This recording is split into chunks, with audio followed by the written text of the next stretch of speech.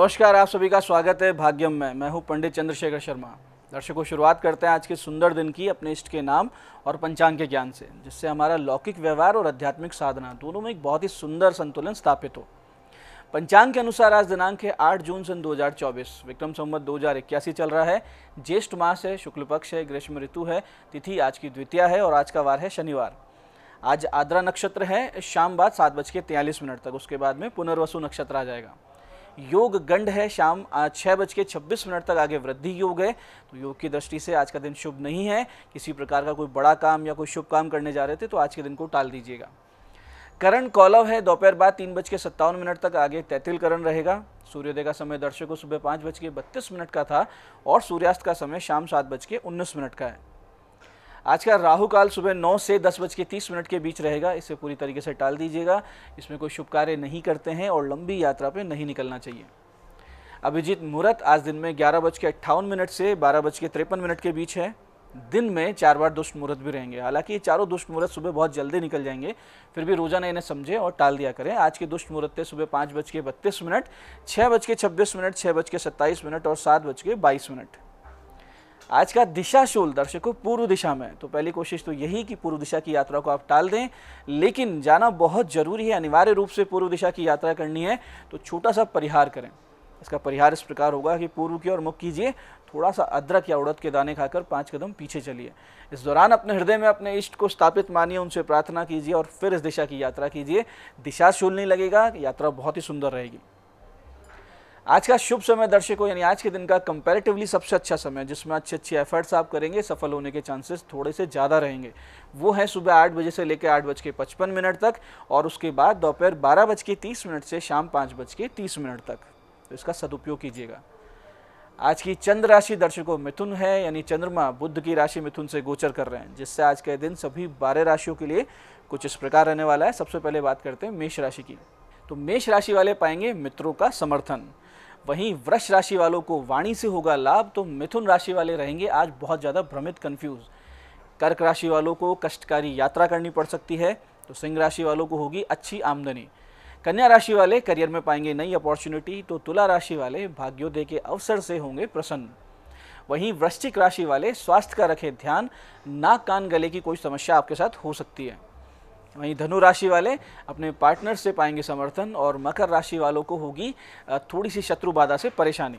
कुंभ राशि वाले जो छात्र छात्राएं हैं वो सफल रहेंगे, योग कारक दिन है। मीन राशि वालों के घर में रहेगी विवादित स्थिति, अशांति की स्थिति, तो थोड़ा सा धैर्य बनाए रखें। अब करते हैं आज के दिन की ज्ञान चर्चा, जो हमें आचरण में पवित्रता लाकर अपने चरित्र को शुद्ध करने की प्रेरणा देती है। उसके बाद समझेंगे उन विशिष्ट उपायों को जो आपको समस्याओं से बाहर लाएंगे और जीवन में सफल बनाएंगे। अंत में करेंगे आज के दिन की ज्योतिष मंत्रणा और समाधान। दर्शकों, जीवन में कुछ ऐसे दुर्गुण हुआ करते हैं जो आपको बिना विलंब त्याग देने चाहिए, ताकि आपका लौकिक कल्याण हो, आगे आध्यात्मिक यात्रा की एक पृष्ठभूमि भी बने। इस पर शास्त्र में आता है कि क्रोधे प्रीतिम प्रणाशयति मानो विनया नाशनय, माया मित्राणि नाश्यति लोभे सर्व विनाशनय। इसका अर्थ यह है कि क्रोध प्रेम को नष्ट कर देता है, अभिमान विनय को नष्ट कर देता है, पाखंड मित्रता को नष्ट कर देती है और लोभ जो है वो सब कुछ नष्ट कर देता है। इसलिए विचार करके दृढ़ता से हमें हमारे चरित्र में, व्यक्तित्व में कुछ सुधार करने चाहिए। जैसे कि हमको क्रोध पर पूरी तरीके से नियंत्रण पाना है। ऐसा नहीं होता है कि क्रोध नहीं आएगा, लेकिन कहाँ आना चाहिए, कितना आना चाहिए और कब उसको रोक देना चाहिए, ये हमें अभ्यास होना चाहिए। ऐसे ही अभिमान का त्याग करना चाहिए, हर जगह अपने ईगो को नहीं रखना चाहिए और पाखंड से, झूठ से दूरी बना लेनी चाहिए, नहीं तो हम हमारे मित्रों से, संबंधियों से अपने आप दूर हो जाएंगे। और लोभ को तो पूरी तरीके से तिलांजलि दे देनी चाहिए अपने जीवन से, क्योंकि इसी में हमारा कल्याण निहित है। तो ये सारे आचरण हम अपने जीवन में लाएंगे, अच्छे अच्छे आचरण, और ये दुर्गुण हम त्यागेंगे तो हम बहुत ही जल्दी लोगों के भी प्रिय हो जाएंगे, ईश्वर के भी प्रिय हो जाएंगे और जीवन में सफल भी हो जाएंगे।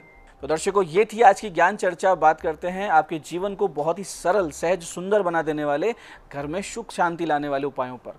सबसे पहले बात करते हैं उनकी जिनका जन्मदिन है। जिनका जन्मदिन है, आप कुछ छोटे छोटे उपाय कर लीजिए, जिससे आने वाला वर्ष बहुत ही सुंदर रहेगा, समृद्धि से भरा हुआ रहेगा, आनंददायक रहेगा। इसके लिए आज आप भगवान शिव जी पर फलों के रस से और मीठे दही से अभिषेक कीजिए। साथ ही आज गौ, श्वान और कौवों के भोजन का प्रबंध कीजिए और किसी भी हनुमान जी के मंदिर में अखंड दीपक अर्पित कर दीजिए, यानी ऐसा बड़ा एक दीपक कीजिए जो अखंड जलता रहे। बहुत ही उत्तम फल प्राप्त होंगे। आने वाला वर्ष आपके लिए बहुत ही स्पेशल रहेगा। ऐसे ही दर्शकों, राजनीति में उन्नति के इच्छुक, यानी जिनको राजनीति में बहुत जल्दी जल्दी कामयाबी के पायदान छूने हैं, बढ़ना है आगे, या वो लोग जो कोई नया काम शुरू कर रहे हैं, कोई नया स्टार्टअप कर रहे हैं, व्यापार को स्थापित कर रहे हैं, या ऐसे लोग जो किसी कॉम्पिटिटिव एग्ज़ाम में या फिर किसी इंटरव्यू साक्षात्कार में जाने वाले हैं, उनको आज के दिन एक छोटी सी पूजा, एक हवन अवश्य कर लेना चाहिए, जिससे आने वाला समय आपके अनुकूल रहे, आपकी जितनी भी कोशिशें हैं उसका अच्छा रिजल्ट आए। इसके लिए सबसे सटीक समय है 8:15 से 9:15, या फिर शाम को 6:57 से रात्रि 9 बजे के बीच का समय। करना सिर्फ यह है कि भगवान शिव जी के मंदिर जाएं, वहाँ भगवान शिव जी के निमित्त एक अखंड दीपक जलाएं जो कि पूरे पूजा काल में जलता रहे। घी का दीपक रहेगा ये। इसके बाद मंदिर में 11 बार घंटे को बजाते हुए, जो मंदिर में घंटा लगा उसको बजाते रहें और कहें, ओम घंटाकर्ण महावीरे सर्व व्याधि विनाशक विस्फोटक भय प्राप्ते रक्ष रक्ष महाबले। ओम घंटाकर्ण महावीरे सर्व व्याधि विनाशक विस्फोटक भय प्राप्ते रक्ष रक्ष महाबले। इस स्तुति का जाप करना है 11 बार आपको घंटे को बजाते हुए। आप अपने साथ एक छोटी घंटी भी ले आ सकते हैं, यानी अगर बैठ के पूजा कर रहे हैं तो उसको बजाते बजाते भी आप ये पूजा कर सकते हैं। इसके बाद में किशमिश, बादाम, नारियल का बुरादा और मखाने, ये सारी चीज़ें मिलाकर इनको भगवान शिव जी को अर्पित करें और उनसे साधना और हवन की आज्ञा मांगे। फिर आप घर आइए। घर आकर आप 11 माला इस मंत्र की करेंगे। मंत्र बहुत ध्यान से समझिएगा, सटीक कार्य करने वाला मंत्र है।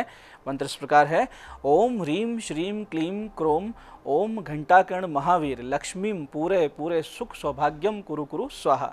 फिर से समझते हैं, ओम ह्रीम श्रीम क्लीम क्रोम ओम घंटाकर्ण महावीर लक्ष्मीम पूरे पूरे सुख सौभाग्यम कुरु कुरु स्वाहा। और फिर इसी मंत्र की 108 आहुति पंचमेवा और नारियल के बुरादे से दे दें। दर्शकों, जिस किसी भी मनोकामना, शुभ मनोकामना के लिए आप ये अनुष्ठान करेंगे वो निश्चित रूप से पूरी होगी। और यदि इस पूजन को आप 9 दिन तक कर लेते हैं नियमित रूप से, तो आप देखेंगे कि कैसे आपके कार्य आगे से आगे बन रहे हैं, उसके लिए सहूलियत बन रही है, एक सहजता आ रही है, सामने से लोग आ रहे हैं हेल्प करने के लिए। और फिर आप ये भी देखेंगे कि आपकी आर्थिक स्थिति भी सुधर रही है, सामाजिक उन्नति हो रही है, और जो राजनीति में आगे बढ़ना चाह रहे थे उनको एकदम से 11-12 दिन कंप्लीट होते ही सामने से कोई ऑफर मिल जाता है। ऐसे ही दर्शकों, वो छात्र छात्राएं जो पढ़ाई में बहुत ज़्यादा संघर्ष कर रहे हैं, या फिर निकट भविष्य में आप बहुत बड़ी कोई एग्ज़ाम देने वाले हैं, कोई महत्वपूर्ण परीक्षा है, कोई बहुत बड़ा इंटरव्यू है, तो ऐसी स्थिति में थोड़ा सा आप ये कीजिए कि आज से माता सरस्वती की एक विशेष पूजा शुरू कर दीजिए। इसका सटीक समय तो है शाम को 8:15 के बाद का। करना सिर्फ ये है कि श्वेत वस्त्र धारण करें, श्वेत आसन पर बैठें, श्वेत पुष्प और प्रसाद जो भगवती को अर्पित करेंगे वो भी श्वेत कलर का हो, यानी सफ़ेद रंग का हो। इसके बाद माता के सामने ब्राह्मी घृत रख दें और माता से प्रार्थना करें कि वो आपको विद्या, बुद्धि और एक सामर्थ्य दें जिससे आप वो परीक्षा दे सकें, इंटरव्यू दे सकें, या जो भी कार्य आप करने जा रहे हैं उसमें आपको सफलता दें। और फिर आप 3 माला इस विशिष्ट मंत्र की करें। अंत में सामने रखा हुआ प्रसाद, ब्राह्मी घृत, ये प्रसाद आप खा लें। आधा चम्मच रखें, आधा चम्मच रोज रखेंगे और उसके ऊपर मंत्र जप करेंगे। मंत्र इस प्रकार है, बहुत ध्यान से समझिएगा, बहुत विशिष्ट मंत्र है। ओम ह्रीम ऐं ह्रीम ओम सरस्वते नमः।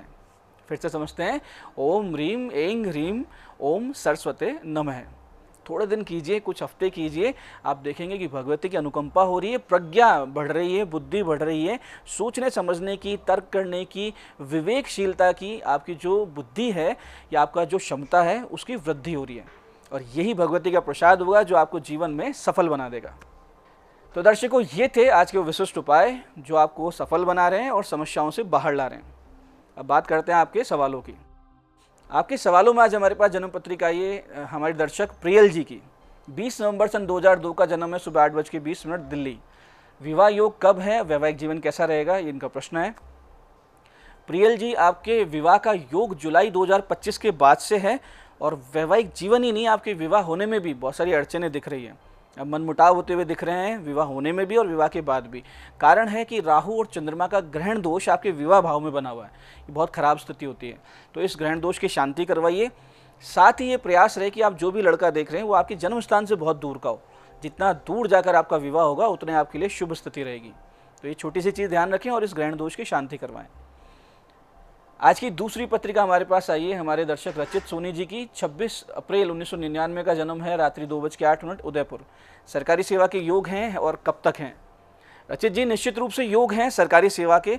आप पूरे तरीके से अपने मन मस्तिष्क को केंद्रित रखिए, मन लगा के पूजा कीजिए और मन लगा के पढ़ाई कीजिए। और पूजा में आपको करना ये है कि भगवान गणेश जी की नित्य पूजा शुरू कर दीजिए, जिससे बहुत आराम से बिना अड़चन के आपकी नौकरी लग जाए।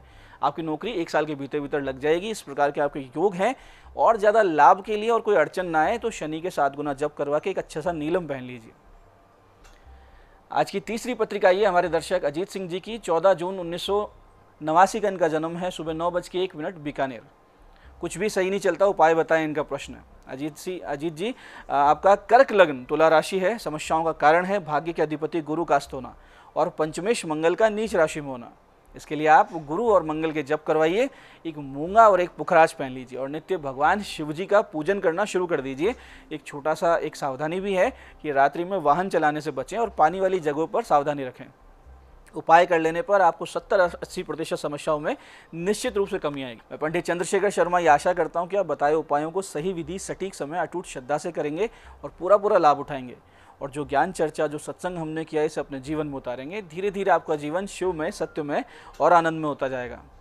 मैं महादेव से प्रार्थना करता हूँ कि जब आप हमारे बताए हुए उपाय करें तो आपके कष्टों का निवारण अवश्य हो और मनोकामना पूर्ति निश्चित रूप से हो। कार्यक्रम में बने रहने के लिए बहुत बहुत साधुवाद। भगवती आप सबका कल्याण करे। जय आदिशक्ति।